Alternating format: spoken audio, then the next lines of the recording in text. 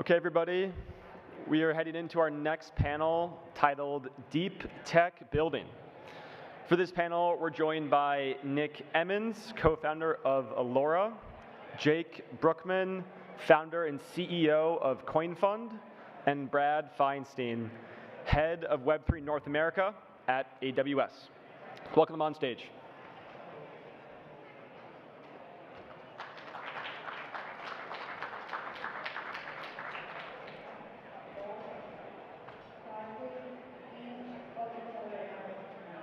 Hello, everyone.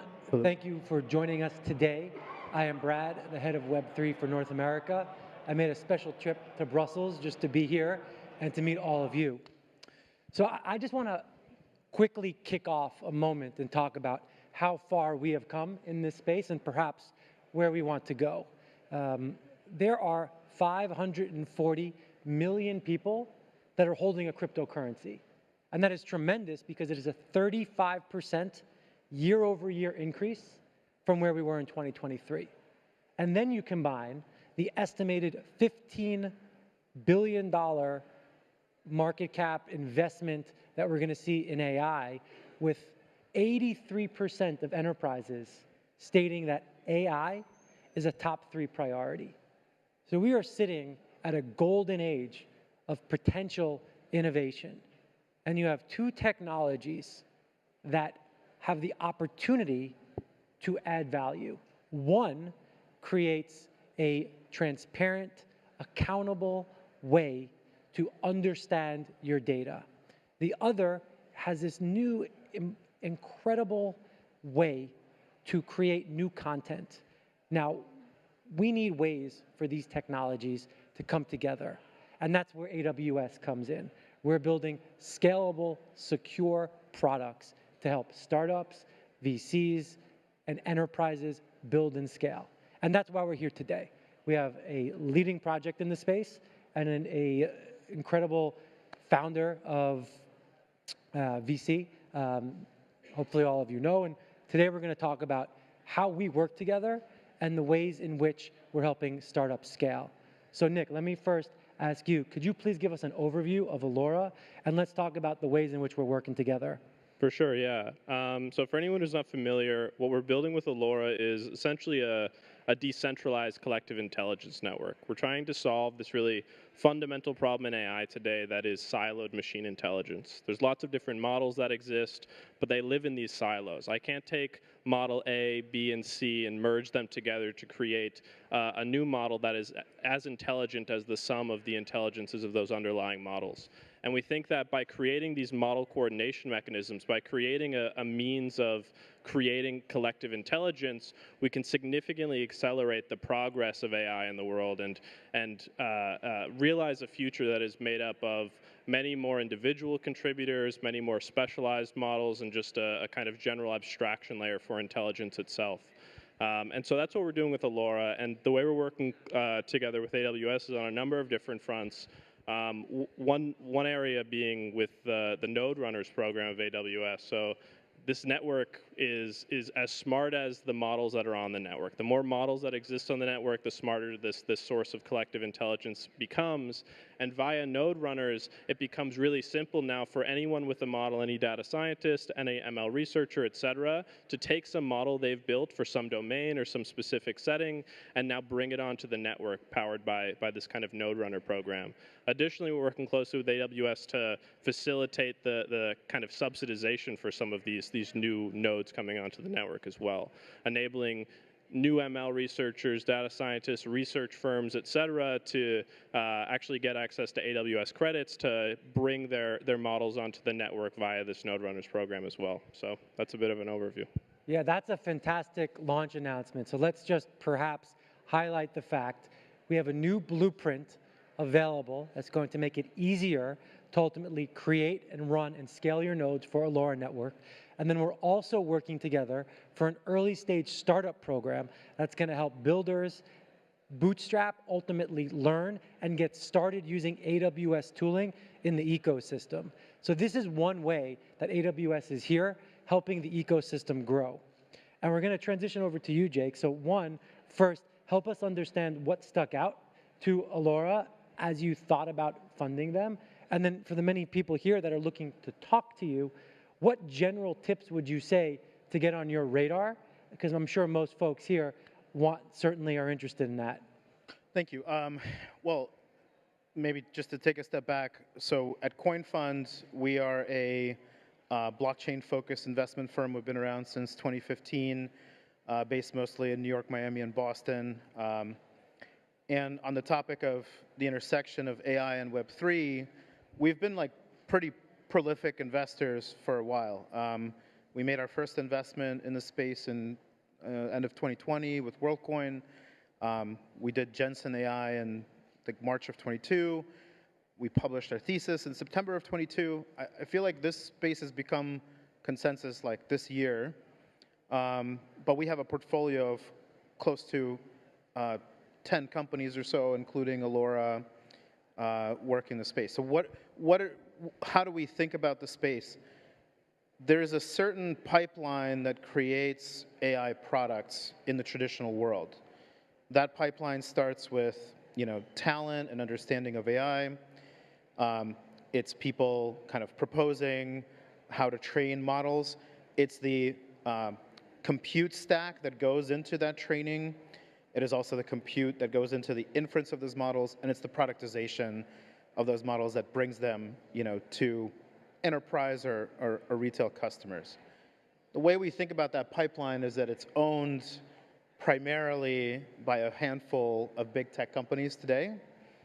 And by your presence here, I suspect that that's not fully satisfactory to this audience, right? And so what we've been funding at CoinFund in the intersection of AI and Web3 are ways that Web3 primitives can essentially democratize that pipeline.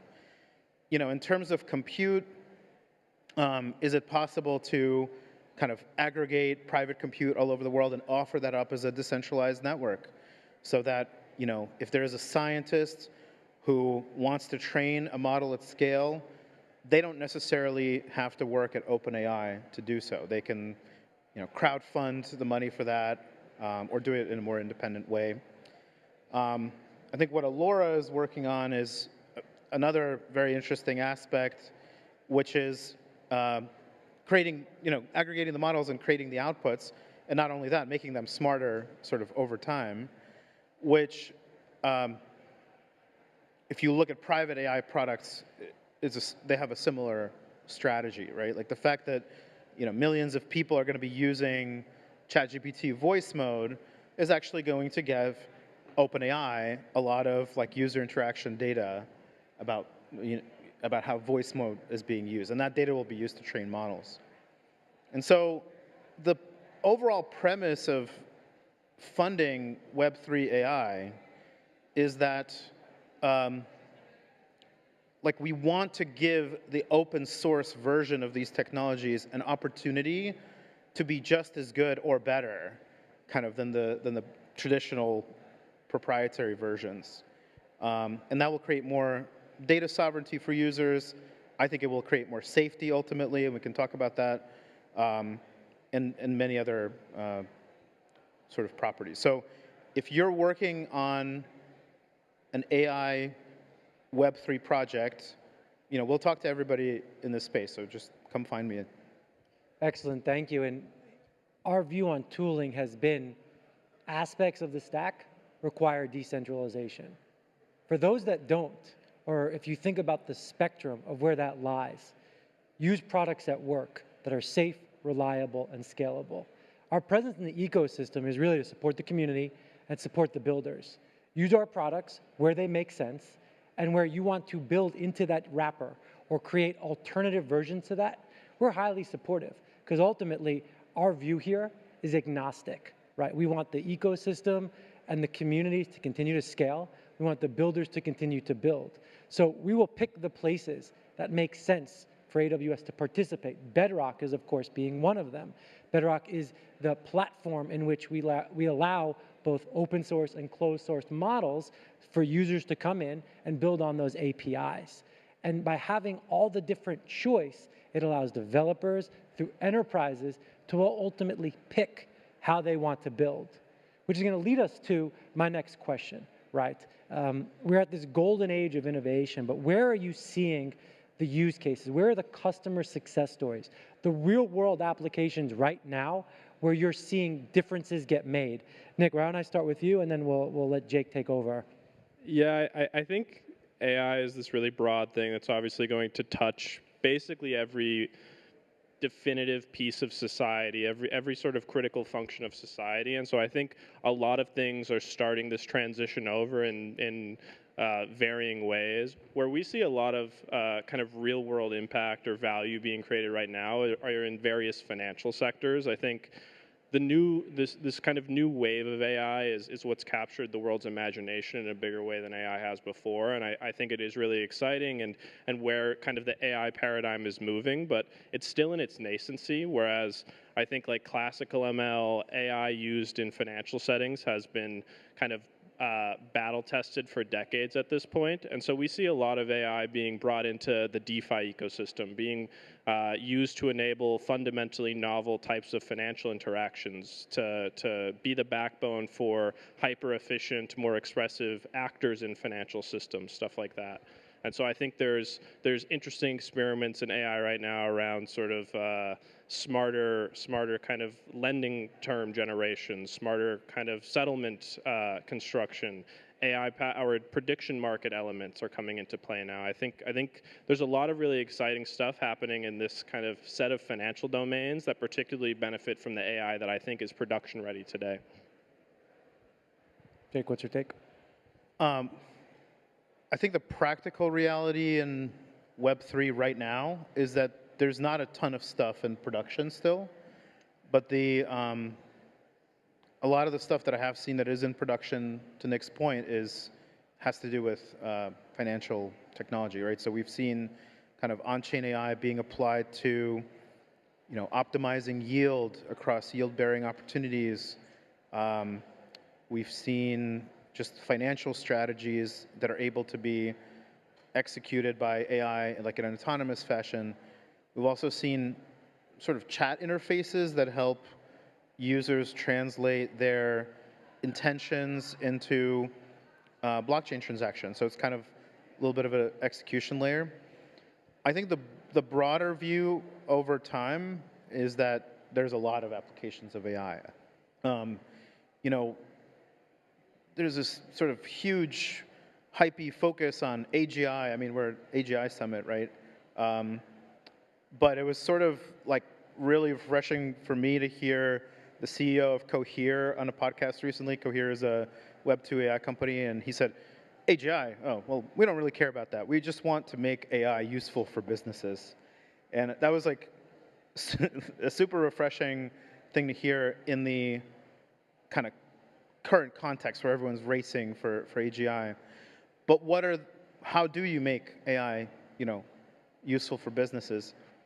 I think a lot of it will be in terms of creation tools, like we've seen some amazing progress in video AI. Like just in the last year, we went from weird like blobs to almost like photorealistic, HD quality like video clips, and you could really see how with some productization, you can lower the barrier to entry of making movies. It'll stop like making sense to go out with a camera and actors. It will just be like way too expensive versus prompting something like that.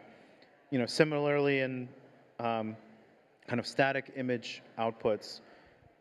Similarly in the assistant space, and so far I'm just naming like retail applications, right?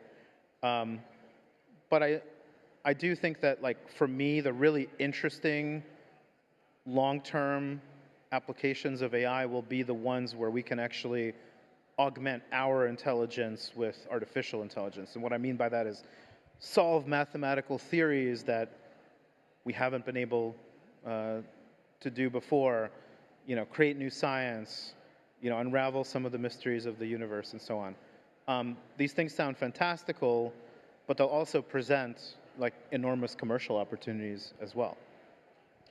The most immediate applications that we've started to see are around productivity, right? That would be code assisting tools or knowledge repositories, being able to pull your information.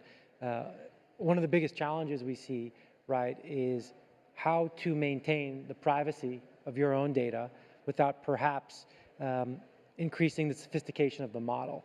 It's another thing, you know, that we see. And certainly, as I mentioned earlier, 83% of the enterprises that we've surveyed identified an interest in the space.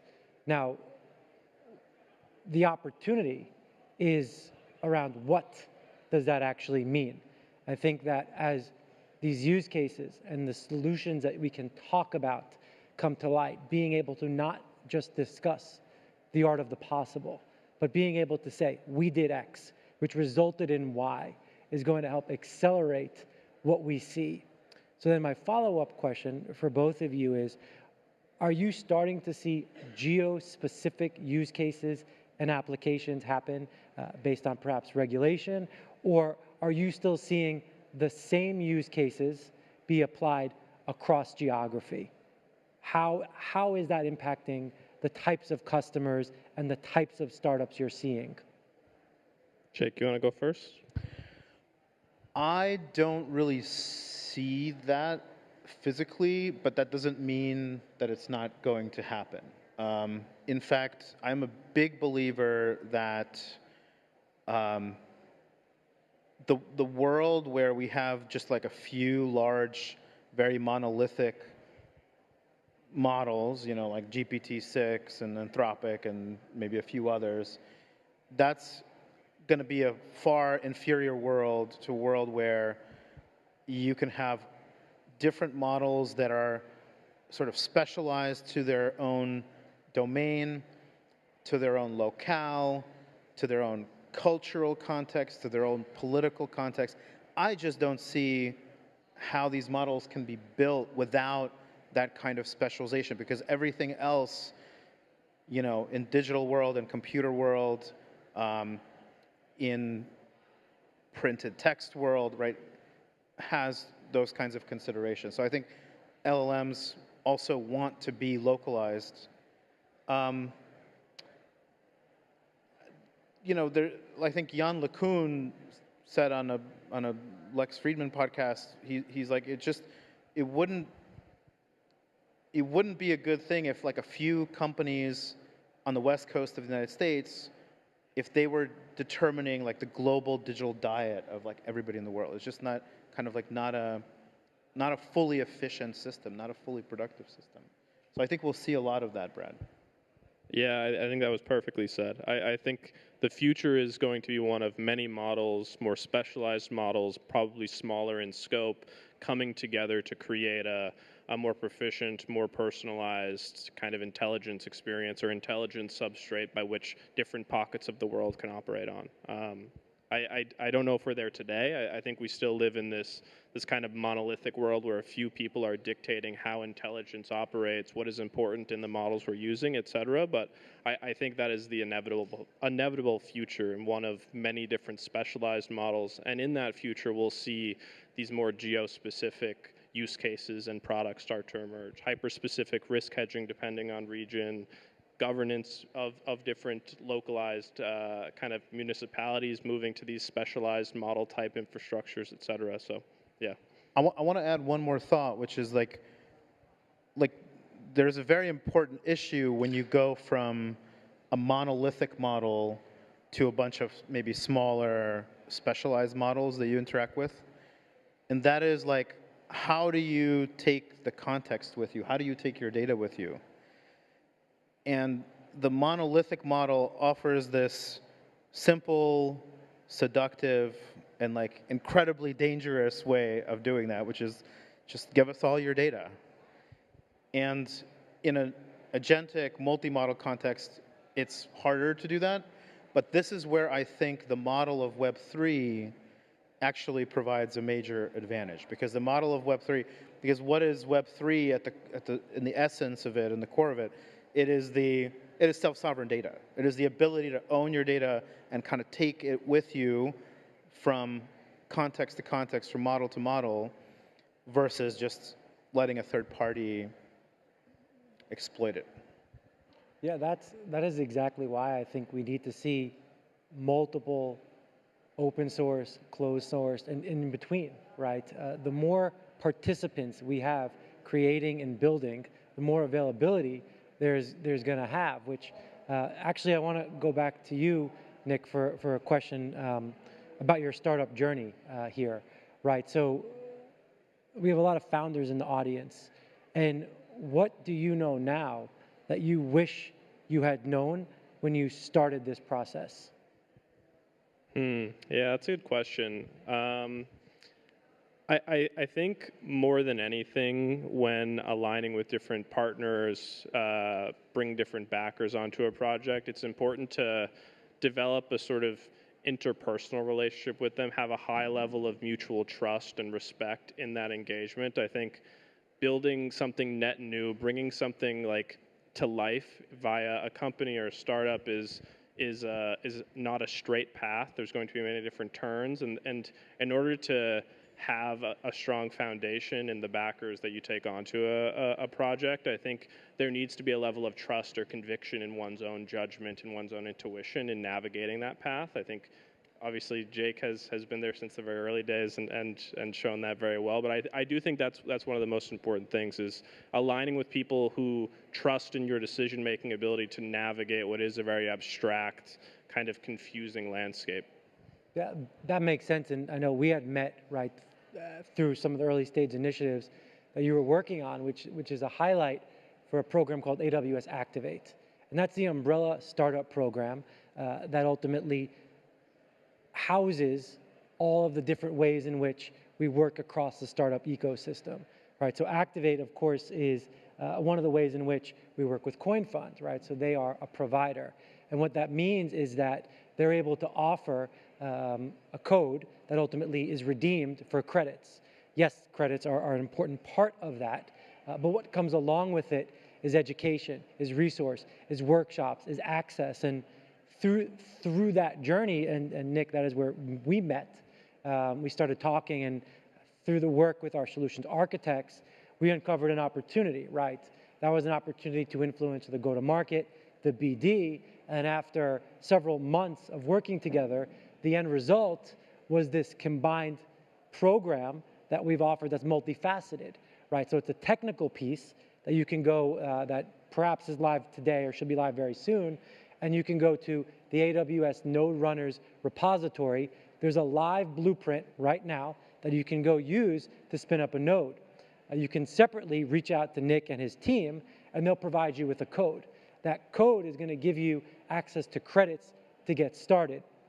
As you continue to build and get traction, you can then perhaps go reach out to Jake and his team, and when needed, right, if you are fortunate enough to get their investment, you can then apply for higher levels of codes. These codes are meant to align with your stage, right? And we offer these for the different programs, whether it's co-market, co-build, or co-sell, to align with where you're at. So Nick, I want to go back to you for a moment, right? We have an audience of perhaps builders. Perhaps explain the target persona or the target use case that you'd like to talk to, and who should come find you after this presentation today. Yeah, data scientists, ML researchers, basically anyone who builds models, who's interested in kind of creating different forms of intelligence for different use cases are like why this partnership exists, is why the network is being brought to life, et cetera. With what we're doing with you guys, it makes it such that any data scientist now can just focus on building the best model they can and leave the infrastructure stuff to AWS and kind of abstract that element away such that the people who are bringing models onto the network can focus on the thing that they care about, that they're specialized in. And what intelligence networks are, what this network is it's basically the shortest path possible from creating a model to capturing value from it. The same way Bitcoin is that for power, other networks are that for different resources.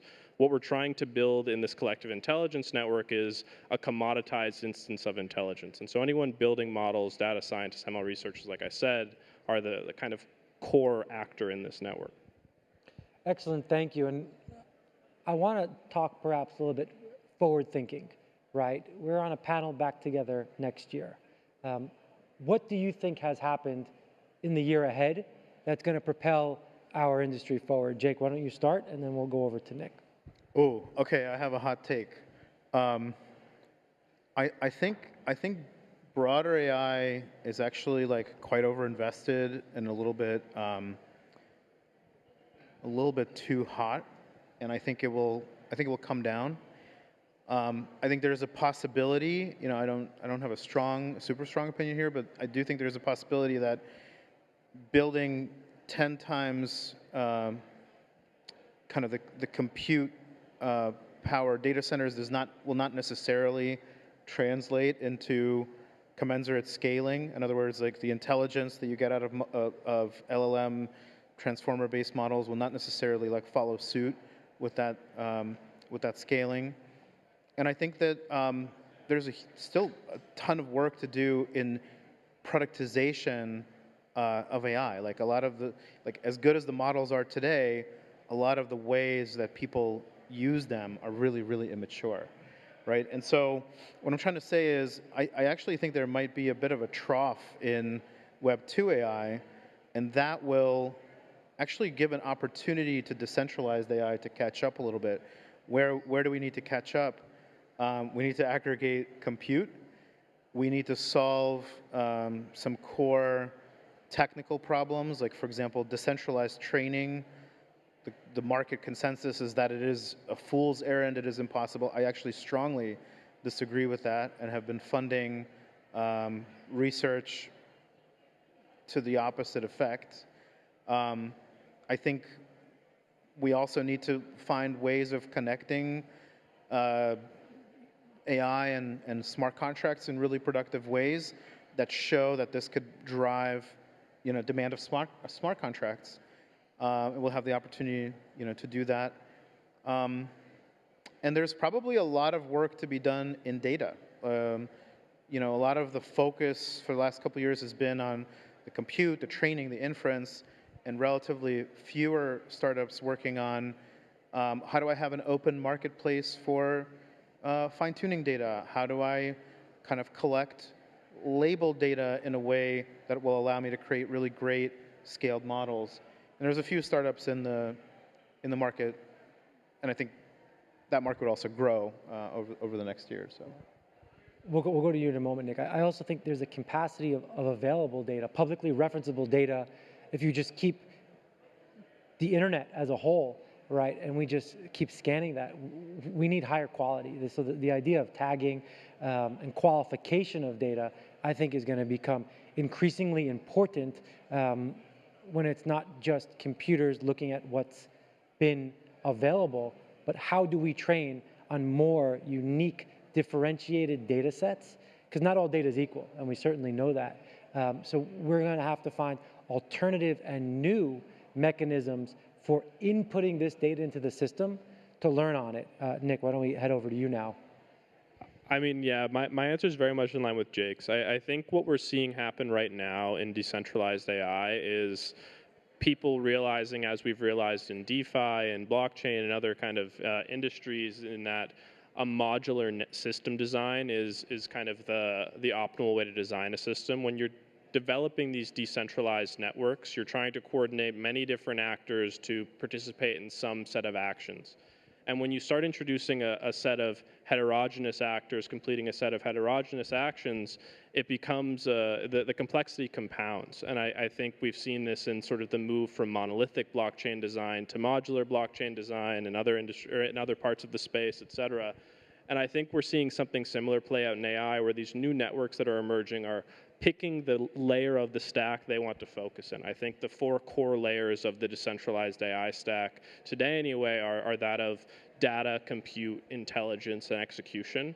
And so I think over the next 12 months, we'll see a lot of these different layers start to come to life in isolated forms, and we'll also see them be stitched together in interesting and efficient ways to realize this kind of end-to-end modular AI stack. And so that's sort of my hope for the next 12 months, is that, one, we continue to push towards this modular paradigm for decentralized AI, and 2, we see these different layers of the stack come together in a kind of coherent fashion to create a competitive or viable alternative to that of centralized AI. I agree, and I want to ask a follow-up question there. Is the stitching together an education, an infrastructure, or perhaps a tooling problem, right? Do we need new products to bring all of these together, or can the existing set of infrastructure tools be used across those different 4 segments and collect them in a cohesive way? What do you think there? Yeah, I agree. I think a lot of it comes down to tooling. It requires alignment with the networks themselves. I think there's a lot of community participation necessary in bringing that tooling together, but I agree. I think a lot of it comes down to just tooling in taking isolated pieces or modular pieces of this stack and making the end-to-end stack feel like this unified abstraction, essentially. Yeah, and perhaps as we go explore the economic incentive component as well, right? We talk about where do these technologies connect. I think the incentivization component and the provenance of who participated in where and how is a real application that has yet to be seen in the vastness, right? We are theoretically talking about the crypto economic incentive piece. I'm very excited for the world in which that becomes relevant and that becomes scalable. So to me, that represents a really viable and exciting pathway forward. I know it's certainly one of the ways that Allora is going to be participating in this ecosystem. So we got just a couple minutes left. Why don't you both kind of, if you could ask your closing thoughts, right? If you could leave the audience with one message or perhaps one insight. Nick, why don't you perhaps start, and Jake, you'll take us home. One insight, okay. I think this is more of a general point, not necessarily related to Allora, but I think today in decentralized AI, people have sort of created this level of synonymity with open source AI being decentralized AI, and I actually think decentralized AI doesn't equal open source AI. I think they are 2 distinct things, and I hope over the coming months and years we start to see this kind of more explicit distinction in that building decentralized AI infrastructure doesn't mean an exclusive bet on an open source AI future. I think open source AI obviously will be a very critical piece of this. It will enable different things to exist, but I think closed source AI can be made compatible with open source AI via decentralized networks, via model coordination networks, via different coordination mechanisms, and so that's the insight I'd like to kind of close with. Yeah, I think my insight is that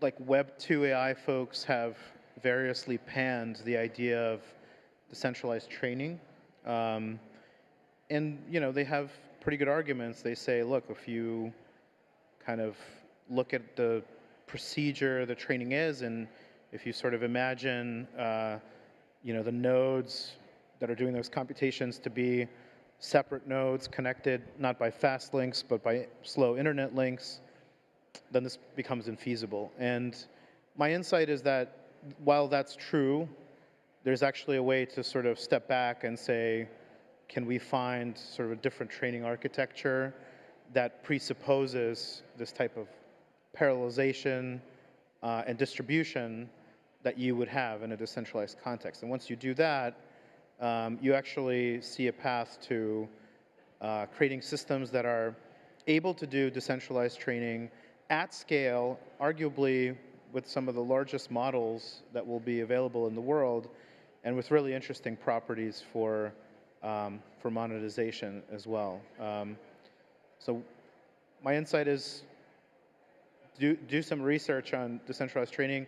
There'll be some blog posts and stuff coming out probably this week on this.